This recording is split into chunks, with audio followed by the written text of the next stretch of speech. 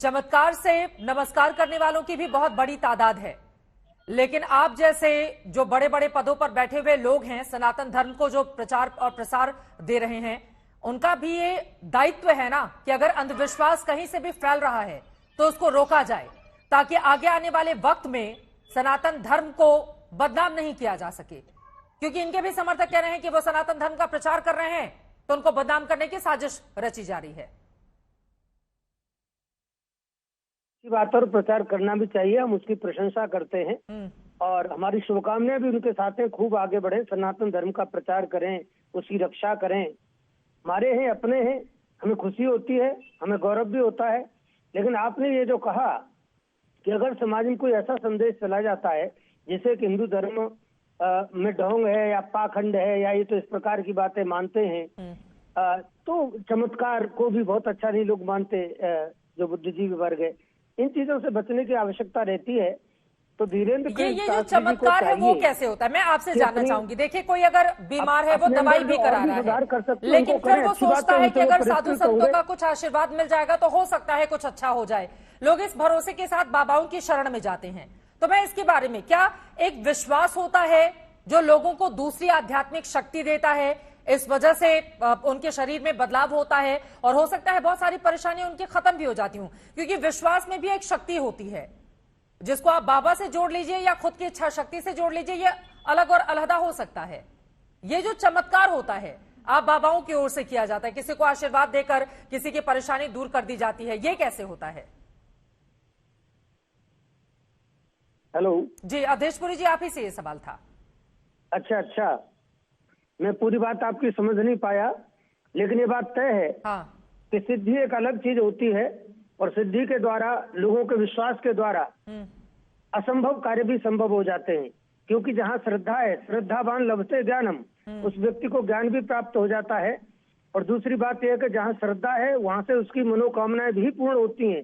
तो मनोकामनाएं तो हम एक पत्थर में भगवान मान लेते हैं और वहां से हमारी मनोकामनाएं पूर्ण होने लगती हैं। हम एक वृक्ष के अंदर अगर श्रद्धा रखते हैं तो वहां से भी हमारी मनोकामनाएं पूर्ण होने लगती हैं।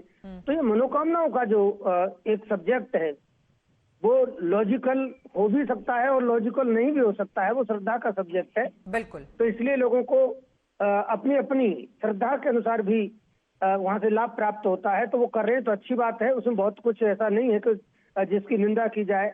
मैं समझता हूँ कि इतने कम समय में इतने लोग अगर उनसे जुड़े हैं, अच्छी बात है, वो काम उनका आगे बढ़ना चाहिए। लेकिन थोड़ा सा फिर भी अगर वो अपने व्यक्तित्व में सुधार करते हैं या जिन जिन चीजों का विरोध हो रहा है उनको वो धीरे से हटाने का प्रयास करते हैं तो और अच्छा होगा, मैं तो कहना चाहता हूँ। बिल्कुल। अब कुछ और बयान है क्या जो हम अपने दर्शकों को दिखा सकें, क्योंकि कई उनके एक के बाद एक कई ऐसे बयान हैं जिसको लेकर अक्सर सवाल पूछे जाते हैं कि सनातन धर्म का प्रचार करने वाला अगर कोई युवा चेहरा है वो इस तरह की बातें कैसे कर सकता है। बार बार सोनिया दीदी, क्या मेरी आवाज मिल रही है आपसे? कई बार मैंने सवाल पूछा, अब तक मेरी आवाज नहीं जा पाई थी। जी, ये फर्क कैसे किया जाए कि कौन से लोग अंधविश्वास को बढ़ावा दे रहे हैं और कौन से लोग आस्था के नाम पर लोगों का भला कर रहे हैं? देखिए चित्रा जी, साधना और सिद्धि का हमारा उस समय चर्चा चल रहा था। तो जो भी साधक होगा, चाहे वो किसी भी देवी देवता का साधक हो, सनातन धर्म में 5 ही की पूजा का विधान है। जगदम्बा, गणेश जी, शिव जी, नारायण और सूर्य, ये 5 के ही किसी न किसी स्वरूप का पूजन किया जाता है। इसके बाहर किसी का पूजन जो है वो अमान्य है, वो अशास्त्रीय है।